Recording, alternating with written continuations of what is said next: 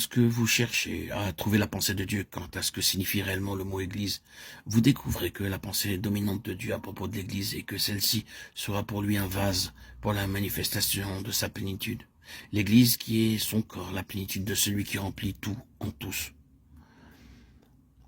Un point essentiel en relation avec la plénitude chez les Lévites est qu'ils représentaient ce qui était céleste dans la vie du peuple de Dieu. Nous pouvons l'affirmer de manière très forte et très ferme en disant qu'ils étaient là pour maintenir le peuple de Dieu attaché à la réalité qu'il était un peuple céleste.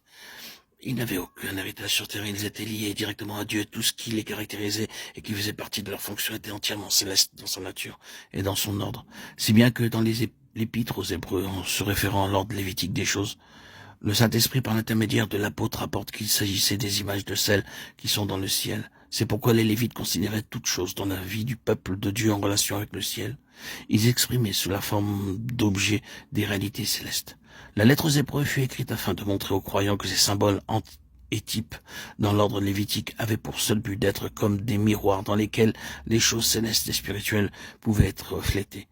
Il servait à être semblable à un verre à travers duquel il était possible de voir les choses célestes. Ils n'étaient que des représentations et n'existent plus.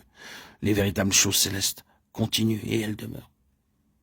La pensée que les Lévites représentent la nature céleste du peuple de Dieu. Revenez à la lettre aux Éphésiens, et que trouvez-vous là? Béni soit le Dieu et Père de notre Seigneur Jésus-Christ, qui nous a bénis de toutes les bénédictions spirituelles dans les lieux célestes en Christ, selon qu'il nous a élus en lui avant la fondation du monde. Éphésiens 1, 3, 4. Rappelez-vous à présent que ceci est adressé à l'Église. Il est dit dans le texte original qu'il nous a bénis de chaque bénédiction spirituelle dans les lieux célestes en Christ. Ce qui a été élu avant la fondation du monde et qui a été prédestiné à l'adoption des fils par Jésus-Christ a été béni de chaque bénédiction spirituelle dans les lieux célestes. Voilà la plénitude de la pensée de Dieu pour les siens en tant que pensée pleine, complète, totale. Nous ne sommes pas encore parvenus à toutes ces bénédictions, non pas parce que Dieu ne nous les a pas données, mais parce que nous ne les avons pas atteintes. Nous n'avons pas grandi en toutes choses en lui. C'est le sujet de notre message.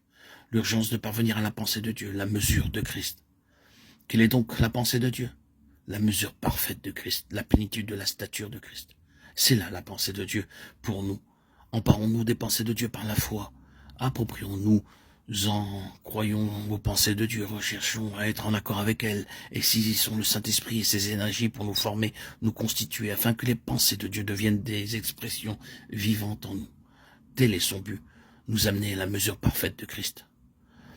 Tout ce que nous devons faire est de le déclarer comme un fait sûr. Mais notez qu'il représente une responsabilité énorme. Il ne nous est pas possible de parler ou d'entendre de telles vérités sans se retrouver sous une immense responsabilité.